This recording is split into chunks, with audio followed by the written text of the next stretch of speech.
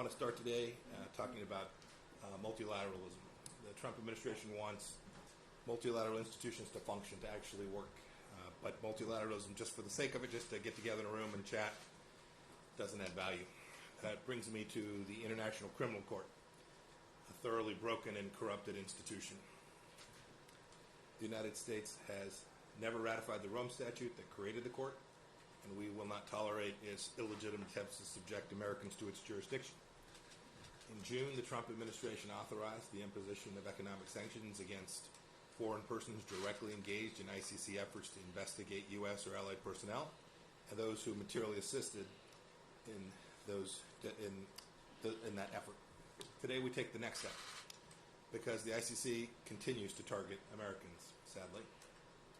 Pursuant to Executive Order 13928, the United States will designate ICC Prosecutor Fatou Bensouda and the ICC's Head of Jurisdiction Complementarian Cooperation Division, Fakiso Mochichuko, for having material assisted Prosecutor Bensouda.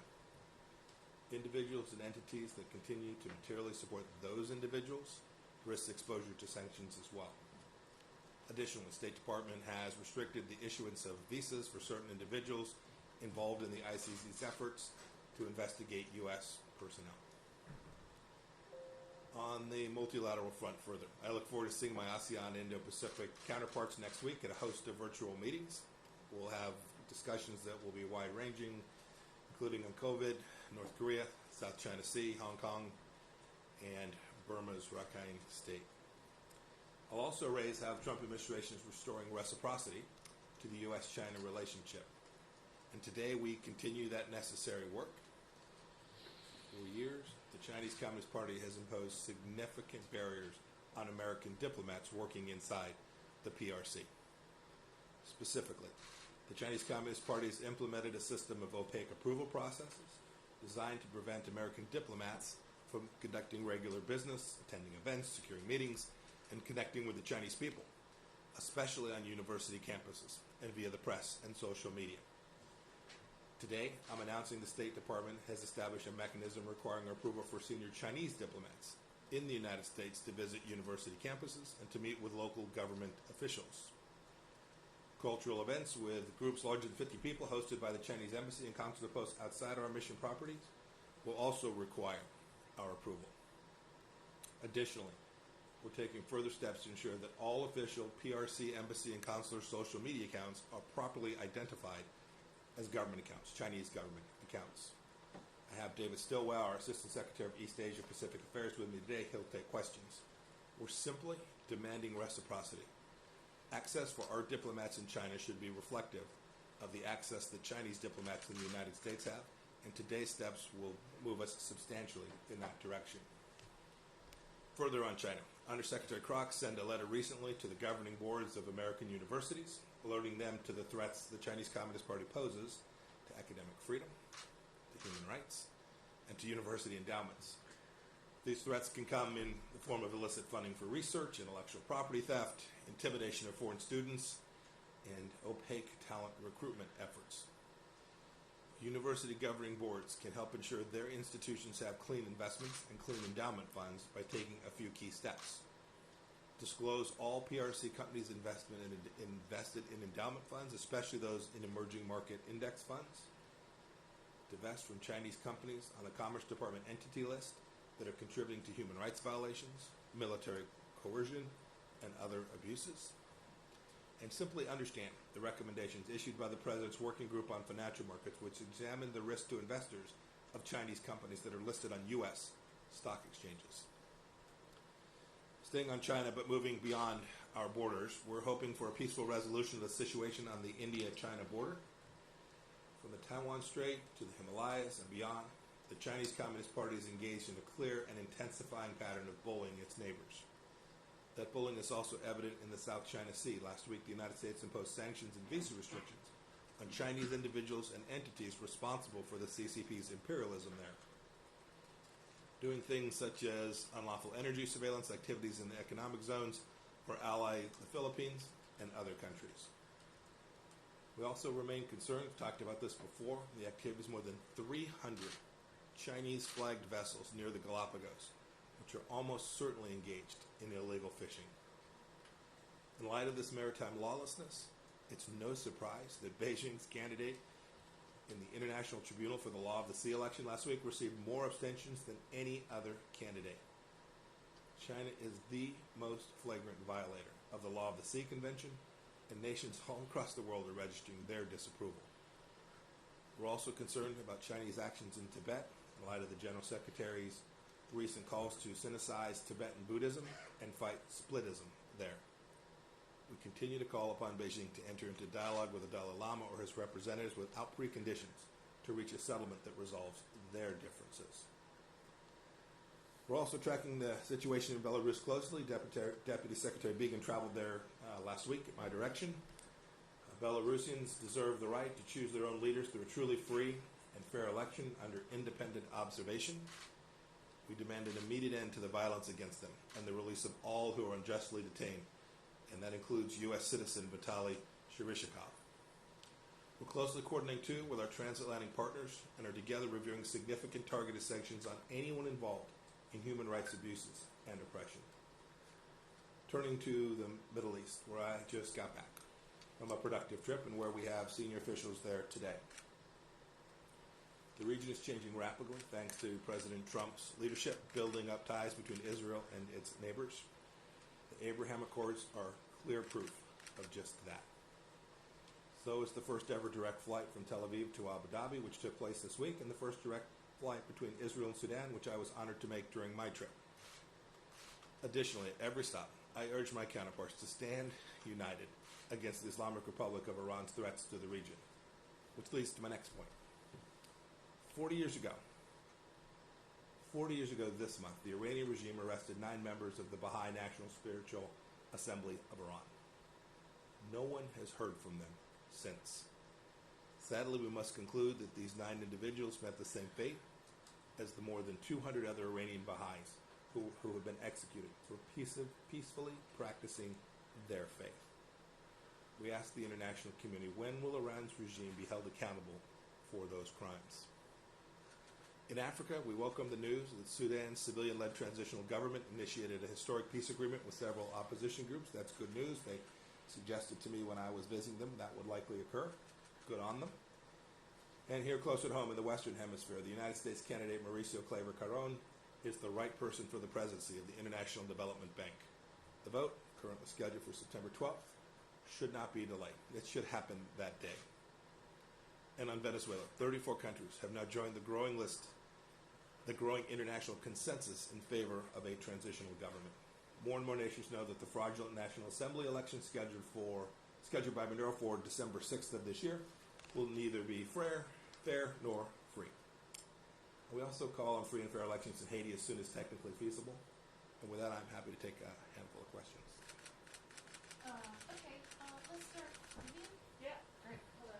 Hi. Hi, Secretary.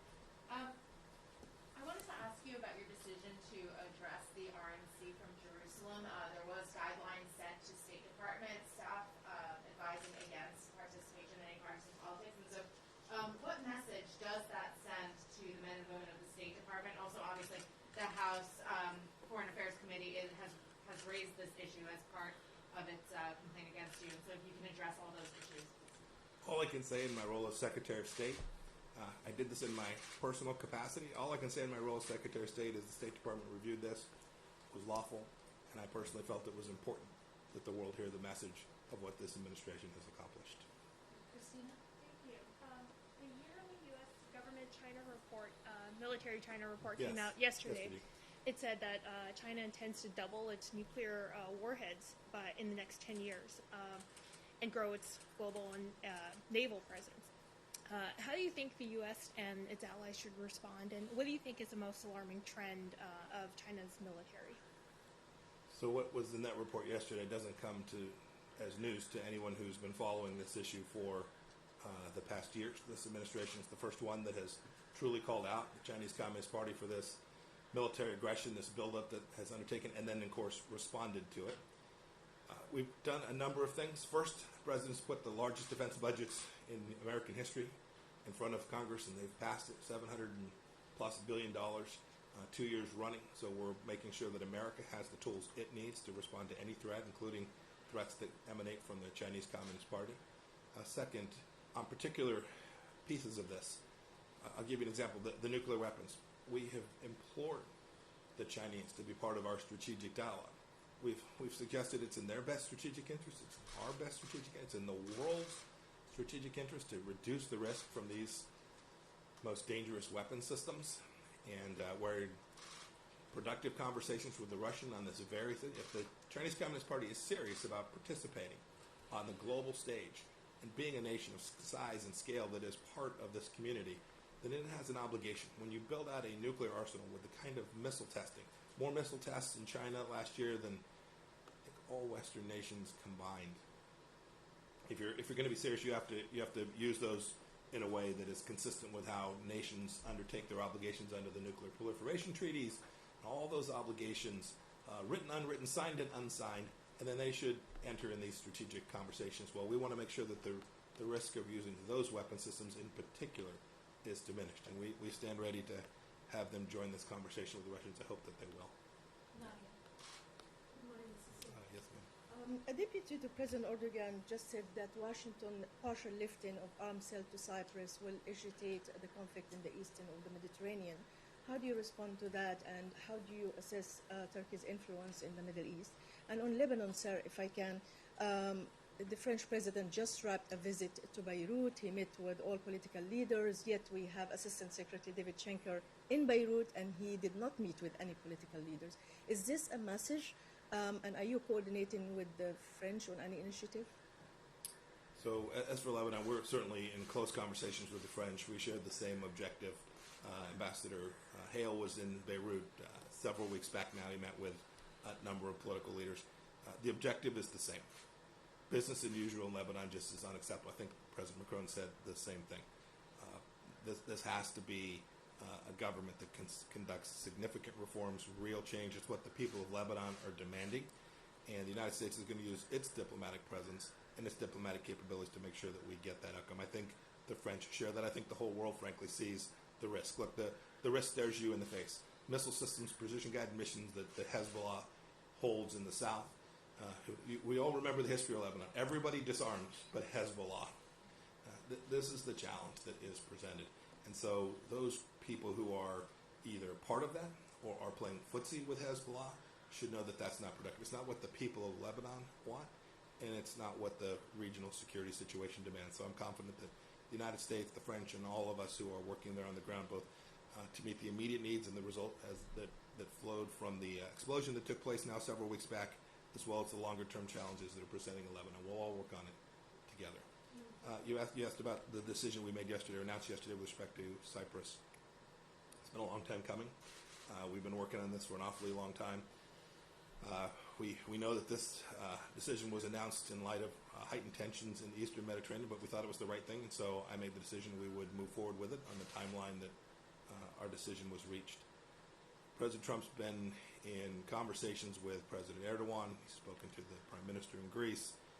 We're urging everyone to stand down, to reduce tensions, and begin to have diplomatic discussions about the conflicts that exist there in the Eastern Mediterranean, the security conflicts, the energy resource conflicts, the maritime conflicts. They need to sit down and have conversations about this and resolve this diplomatically. It is not useful to increase military tension in the region. Only negative things can flow from that. I'll take a couple more. Okay, go ahead. Hi. How do you justify the U.S. not joining the WHO-led COVAX effort to provide a vaccine globally when more than 170 other countries have joined?